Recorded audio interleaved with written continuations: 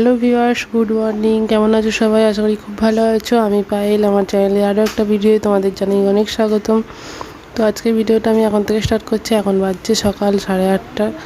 আর দেখো মেয়েকে দেখতেই পাচ্ছ কীরকম করছে। ভিডিও অন করলাম তো ওর ঢং শুরু হয়ে গেল। তো এখনও যাচ্ছে হচ্ছে মানে বিড়ালকে দুধ খাওয়াতে যাচ্ছে, তো বাটি করে নিয়ে, তো সেটারই ভিডিও করছি আমি এখন। তো তোমাদের সাথে শেয়ার করছি। তো ভিডিওটা আমি স্টার্ট করলাম এখন থেকে। দেখো আজকে সারাদিন কী করি না করি। আর আজ হচ্ছে স্যাটারডে, তো স্যাটারডে ভিডিওটা। আর আজকে হচ্ছে আমার বর বাড়ি আসবে, তো তাকেও আনতে যাব। সে একটা তাড়াহুড়ো আছে, এই জন্য রান্নাবান্নাও আগে থেকে সব করে নিতে হবে, করে রেডি হয়ে যাব দুপুর নাগাদ। তো বেরোবো, যখন যাব তো অবশ্যই তোমাদের সাথে আমি শেয়ার করার চেষ্টা করব। তো আজকে এখন দেখো এই মুহূর্তে মানে যেটা ভিডিওটা শেয়ার করছি হচ্ছে বিড়ালকে দুধ খাওয়াতে যাচ্ছে মেয়ে। তো মেয়ের শখ হয়েছে বিড়ালকে দুধটা খাওয়াবে, তো তাই নিয়ে যাচ্ছে ওকে খাওয়াতে। তো দেখতে থাকো তোমরাও দেখো। আয় এখানে আয়।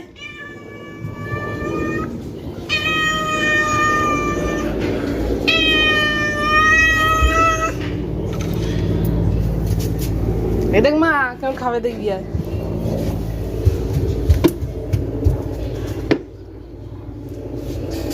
দেখ গরম আছে তো ওই জন্য চলে গেল। হ্যাঁ থাক, জুড়িয়ে গেলেও এসে খেয়ে নেবে। আহ আহ,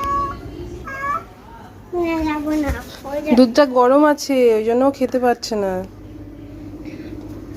এখানটা বসি, বসে যাও।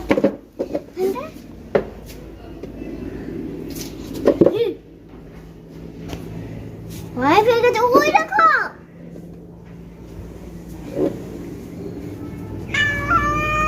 কি হয়েছে? হাত দেবে না, চলে এসো। ও দুধ জুড়িয়ে গেলেও নিজে খেয়ে নেবে। চলো আমরা বাড়ি যাই, ভেতরে যাই। খুব রোদ উঠেছে বলো। চল ভেতরে চলো। আইসক্রিম খেতে হবে? আইসক্রিম খেতে হবে না। না না হবে না, হবে না, হবে না। No no no. কোথায় লেখা আছে? তোমার শরীরে? আচ্ছা। আর তারপর ঠান্ডাটা কার লাগবে? ফ্যাঁকছো কে করবে? নাক দিয়ে পোঁটা কার বেরোবে? না, তাহলে তো আরো বেশি করে ঠান্ডা লাগবে। মাকড়সা সরে যা। চলো ভেতরে যাই। কি রান্না হবে দেখতে হবে তো নাকি? দুপুরে ভাত খেতে হবে তো। আচ্ছা কি দিয়ে ভাত খাবে বলে দাও। চিকেন হবে না আজকে, স্যাটারডে না, আজকে ভেজ হবে। হ্যাঁ হ্যাঁ, এই তো বটে।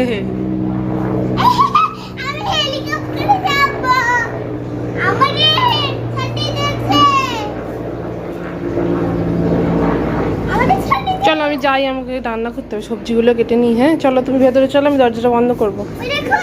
আমি তাহলে বন্ধ করে দিচ্ছি। দেখো আমি সবজি টবজি সব কেটে নিয়ে একবারে রান্নাঘরে চলে এসেছি, আর দিয়ে রান্না বসিয়ে দিয়েছি। তো আজকে তো স্যাটারডে বললাম, তাই আজকে আমাদের ভেজ ডে, তো ভেজ রান্নাই হবে আজকে। আর মাছ মানে নন ভেজ কিছু হবে না, মাছ ফাছ কিছুই হবে না যা।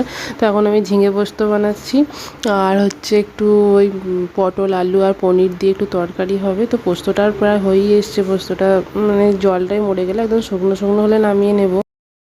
আমি তো বরকে বললাম আনতে যাবো, ওই জন্যই আরও তাড়াহুড়ো করে মানে রান্নাটা করে নিচ্ছি। তো আজকে তো যেহেতু শনিবার, ওই জন্য আর মানে বিশেষ কিছু হবে না, পোস্ত আর এই পনির আর পটল আলুর তরকারিটাই হবে।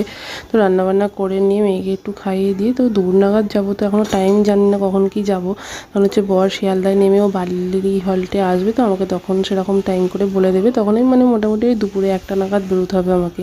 তো দেখো বলতে বলতে পোস্ত একদম রেডি হয়ে গেছে, বেশ শুকনো শুকনো দেখতে বেশ সুন্দর লাগছে, আর খেতেও খুব ভালো হয়েছিল পোস্তটা। তো এবার তরকারিটা বানিয়ে নেবো। দেখো তরকারি দিকে চাপিয়ে নিয়েছি। তো এখানে আমি মানে পটল আর পনিরের তরকারি যেমন হয় নর্মাল, সেরকমই মোটামুটি সব মশলা দিচ্ছি। তার সাথে আমি একটু যেটা অ্যাড করেছি একটু পোস্ত বাটা আর একটু চারমগজ বাটা দিয়েছি, আর সবই বেটেই নিয়েছি আমি। টমেটো, কাঁচা লঙ্কা, আদা সবই বেটে নিয়েছি, তার সাথে হলুদ গুঁড়ো, ধনে গুঁড়ো, জিরে গুঁড়ো দিয়েছি। আর যেহেতু ভেজ, পেঁয়াজ রসুন তো লাগবে না, তো এই দিয়েই করেছি। আর একটু যেহেতু মানে দেখো আমি একটু চার মগজ আর পোস্তটা দিয়েছি বলে একটু সাদা সাদা করা দেখতে হয়েছে। তো দেখো মশলাটা কষিয়ে নিয়েছি। আর এইদিকে মানে পটল, আলু আর পনিরটাও ভেজে রেখেছি অল্প করে। তো এবার এটা ভাজা হয়ে গেলে মানে মশলাটা যেটা কষাচ্ছি তার সাথে মশলাটার সাথে দিয়ে এটা ভালো করে মাখিয়ে নেব। দেখো এবার মশলার মধ্যে মানে ভাজা সবজিগুলো মানে পটল, আলু আর পনিরটা যেটা ভেজে রেখেছিলাম, তো সেটা দিয়ে ভালো করে এবার মশলার সাথে ওটা মাখিয়ে নিচ্ছি। আর এবার মাখানোর সময় মানে গ্যাসটা সবসময়তে হাই ফ্লেমেই রেখেছি এখন। আর এই মাখাতে মাখাতে যখন দেখবে যে তলায় একটু লেগে লেগে আসছে, তো তখন জল দিয়ে বেশ ভালোভাবে একটু ঢাকা দিয়ে, মানে আলুটা যেহেতু সিদ্ধ হতে হবে, বাকিগুলোর তো সিদ্ধ হওয়ার নাই, তো পটল আর পনির আলুটা সিদ্ধ হওয়ার জন্যই বেশ একটু জল দিয়ে ভালোভাবে একটু ফুটিয়ে নিতে হবে। দেখো বেশ জল দিয়ে দিয়েছি আমি এখন, আর কালারটা খুব সুন্দর হয়েছে। আর এটা যেটা দেখছো আমার তরকারিটা একদম রেডি হয়ে গেছে। তো আমি তরকারিটা জল দিয়ে চাপা দিয়ে স্নানে চলে গিয়েছিলাম, তো এসে দেখলাম তরকারি রেডি হয়ে গেছে। তো দেখো এবার বেরিয়ে পড়েছি বরের কাছে, মানে বরকে আনতে যাওয়ার জন্য। তো আমি যাবো হচ্ছে বালিতে নেমে আবার বালি হলটা আমাকে যেতে হবে। তো তার মাঝে আমি স্নান করে এসে মেয়েকে খাইয়ে দিয়ে এলাম, আমি এখনও খাইনি। তো আর শিয়ালদায় নামবে ও, তো আমিও যাবো এখান থেকে। আর আমার ট্রেনের টাইম হয়ে গেছে প্রায়, তো আমি এখন যাবো সারাপুরি স্টেশন থেকে ট্রেন ধরে বালি যাব।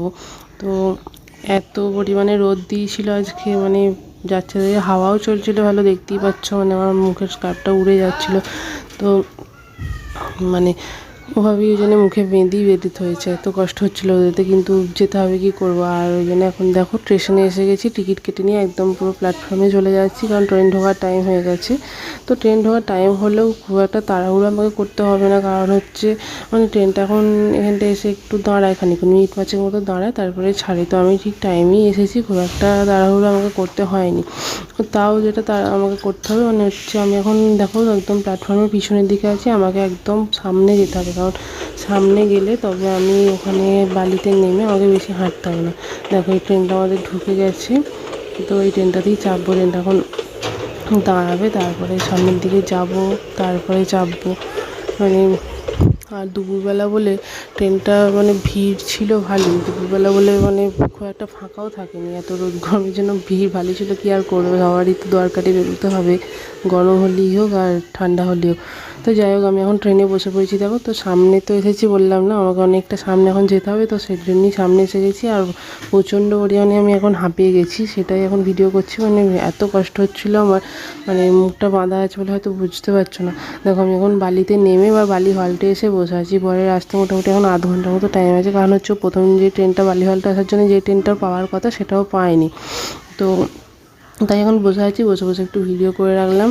এখানে দেখো রাধাচূড়া ফুল ফুটেছে, কত বেশ সুন্দর দেখতে লাগছে। মানে ফোনে তো অত বোঝা যাচ্ছে না ক্যামেরাতে, কিন্তু সামনে থেকে দেখতে অপূর্ব লাগছিল একদম ফুলগুলো। তো যাই হোক বসে আছি এখন, বসে বসে তাই ভাবলাম একটু ভিডিও শেয়ার করে রাখি তোমাদের সাথে। আর বালি হলটা এমন একটা জায়গা, মানে এতই রোদের মধ্যে বসার সেরকম কোনো জায়গা নয়। আর ওই সিঁড়ি দিয়ে উঠে আসার নিচ থেকে সিঁড়িগুলো এত খাড়া খাড়া, প্রচণ্ড কষ্টকর। তো তাই একটা ঘুমটিতে বসেছিলাম।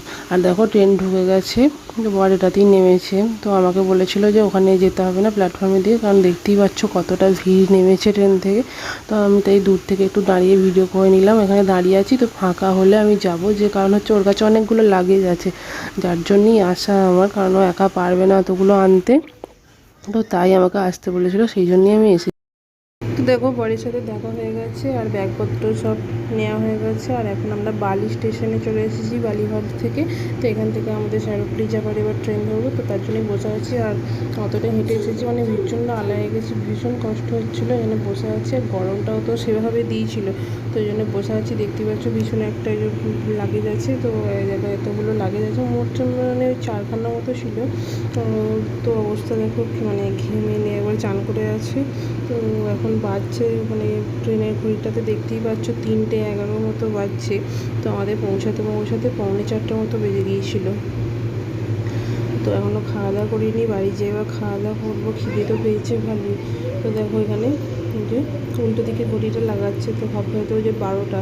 তো আমি ওই জন্য আবার ঘুরে দেখলাম, কারণ আমিও তো ক্যামেরায় দেখছিলাম যে 12টা নাকি, তারপর দেখছি যে না ওটা 15 লেখা।